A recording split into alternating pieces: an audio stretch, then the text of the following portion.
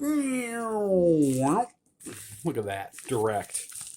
Fastest ramen noodle delivery there'll ever be. Does anybody else like ramen noodles? Because I think ramen noodles are the bee's knees, man. All right. Oh, man, yeah. Those cocoa aminos are ripe in here today, friends. All right, what do we got here? Oh, there's a big old chunky there. All right, what are they? What? I think there's a couple deflecting palms in here. Oh, silicone. Utopia sprawl. That's right. Got Utopia sprawl, one green, and I love this artwork on here.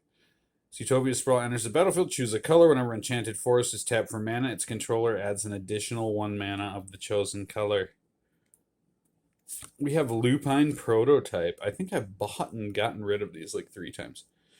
Lupine Prototype can't attack or block unless a player has no cards in hand. Who cares? It's a 5/5 for 2. Secret. Walking Ballista. It's a double X cost. Walking Ballista enters the battlefield with X 1/1 counters on it. For 4, we can put a 1/1 counter on Walking Ballista.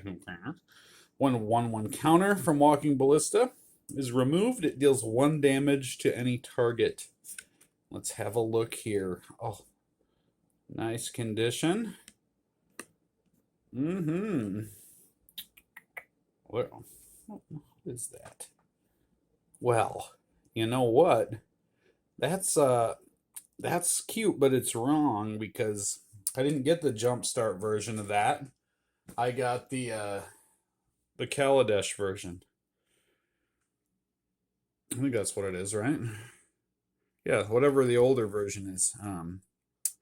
Anyways, that's okay. We have Blasphemous Act here, one of the best removal spells in Commander. 8 and a green. 8 and a red, man. What is wrong with this guy? This spell costs 1 less to cast for each creature on the battlefield. It deals 13 damage to each creature. Imidane the Pyromancer decks must run this card. We have Eldritch Evolution. Oh, and that wonderful right there. Couldn't get the foil, but that's okay. Some of these I like better when they're unfoiled. Look at that. So gross, right? It used to be a bear, Tony. So it's an additional cost to cast this spell, sack a creature. Search your library for a creature card with mana value X or less, where X is 2 plus the sacrifice creature's mana value. Put that card onto the battlefield and shuffle. And exile.